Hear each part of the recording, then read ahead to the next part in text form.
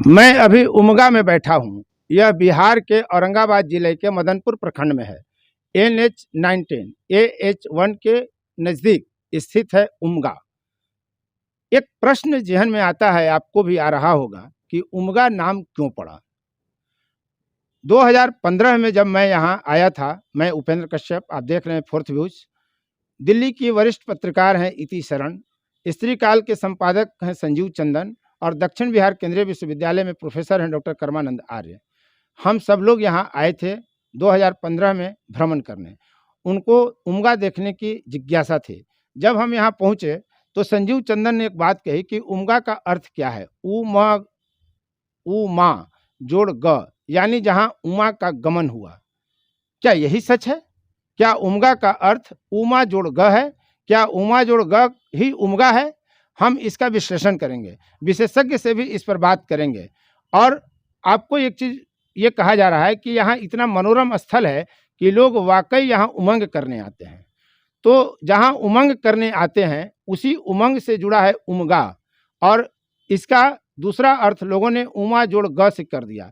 लेकिन यहाँ के पाठक हैं, जो पुजारी हैं यहाँ के पाठक जी, उन्होंने कहा कि उमा ने यहाँ तपस्या की, काफ़ी वर्ष तक उन्होंने तपस्या की, और जब उमा यहाँ से गमन कर गई तब इसका नाम उमगा पड़ा।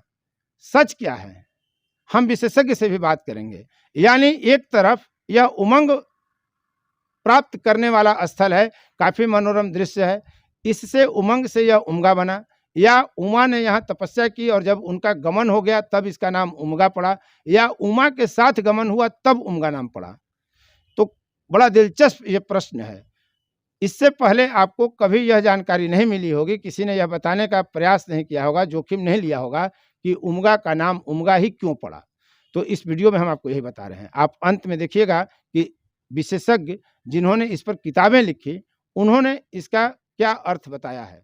और इसीलिए 52 मंदिर है। 52 मंदिर है। माता उमा इस जगह पे तपस्या किए थे, तो उमा गई तो उमगा का निर्माण हुआ।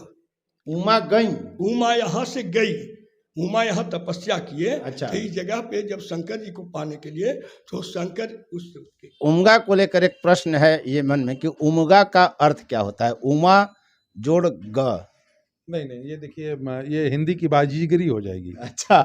एक्चुअली ऐसा है कि ये जो इलाका है मगध का इलाका, वनवासी जो मूल निवासी थे उनका एक बड़ा प्रभाव क्षेत्र रहा था। आप देखिएगा शतपथ ब्राह्मण में जो कहानी आती है विदेत माधव की, उसमें ये संकेत मिलता है। तो जो वनवासी जातियां थीं उनमें मातृ देवी की पूजा करने की परंपरा थी। तो इन लोगों ने मातृ देवियों की पूजा शुरू की, जैसे गजनाथ माता।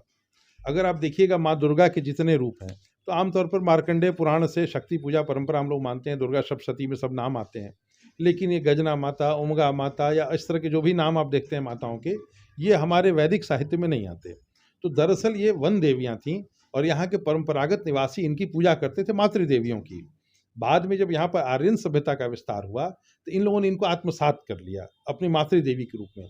जैसे उमगा जो है, उमगा बिल्कुल वहाँ पर कई प्रतिमाएं मुझे ऐसी मिली हैं जो आर्य देवताओं से नहीं मिलते हैं। मूछ वाले देवता, दाढ़ी वाले देवता, दांतों वाले देवता, ये वहाँ पर अनार्य या जो कह लीजिए आर्यों के पूर्व की जो परंपरा थी मैंने भारत में आर्यों के आगमन से पहले उमगा का वजूद। ये तो बड़ा विवादास्पद प्रश्न है कि आर्य बाहर से आए थे कि नहीं आए थे। नहीं, हम उमगा के संदर्भ में उमगा में था कि वहाँ पर स्थानीय जो जनजातियाँ थीं उनका एक स्थल था, उन्होंने उमगा के रूप में पूजा करना शुरू किया। बाद में जब आर्य सभ्यता का प्रभाव बढ़ा तो वहाँ पर हम लोगों ने जाकर के महिषासुर मर्दिनी की प्रतिमा रख दी। उसी तरह से आप देखेंगे ऐसे बहुत सारे स्थल हैं जहाँ पर जिनका नाम है वो स्थानीय देवियों के नाम पर है, लेकिन बाद में हमने वहाँ पर महिषासुर मर्दिनी की या दुर्गा जी की प्रतिमा रख दी। लेकिन उमगा का अर्थ आप नहीं बताएंगे। उमगा का अर्थ देखिए उमंग से जुड़ा हुआ है, तय है। उमा जोड़ ग से नहीं है। नहीं, उमंग से जुड़ा हुआ है, समझे ना। अगर आप संस्कृत का अध्ययन करें, कुछ लोग उसको इसी रूप में डेवलप करना चाहते हैं, तोड़ मरोड़ के अपने तर्कों पे लाना हुआ ऐसा है नहीं। कुछ लोग हैं जो उसको उमा के गमन से जोड़ते हैं। नहीं, उमा कहाँ गमन कर गई, कहीं नहीं गमन की थी। उमा हमेशा, उमा महेश्वर एक साथ हैं, आज भी हैं, कैलाश पर हम मानते हैं, कहीं उमा कहीं गई नहीं है। उमंग से ये उमगा बना है, और उमंग या फिर कह लें कोई स्थानीय भाषा से स्थानीय देवी थी जिनका बाद में आत्मसातीकरण किया गया और उनको माँ दुर्गा के एक रूप के रूप में पूजा करते। यह भी तो हो सकता है कि चूंकि बहुत बढ़िया पर्यावरणीय दृश्य है, वहाँ घूमने फिरने पिकनिक मनाने की जगह बहुत अच्छी है, मनोरम दृश्य है, इसलिए उमंग से उमगा बना हो। देखिए उमंग जो है ना बिल्कुल संस्कृत निष्ठ शब्द है, और अगर आप स्थानीय भाषा में ऐसे शब्दों का प्रयोग होता नहीं है। कहीं भी देखिएगा, अगर स्थानीय भाषा है या मगध या प्राकृत भाषा है, उसमें इतना शास्त्रीय प्रयोग नहीं किया जाता, उमंग के रूप में नहीं किया जाता था। अगर उमंग रहता भी तो उसको कुछ स्थानीयकरण उसका कर दिया जाता। तो एग्जैक्टली उमंग से इसको जोड़ना मेरे ख्याल से उचित नहीं है। वैसे ये इलाका जो था वो चंद्रवंशी राजाओं का प्रभाव वाला था, और चंद्रवंशी राजा अपने आप को कामदेव का वंशज मानते रहे हैं। तो जो मदनपुर आप नाम सुनते हैं, मदनपुर मदन कामदेव का एक स्वरूप है, तो उमंग भी हो सकता है उस वहाँ से लिया गया हो, वहाँ से जुड़ा हुआ वहाँ से जुड़ा हुआ हो सकता हो।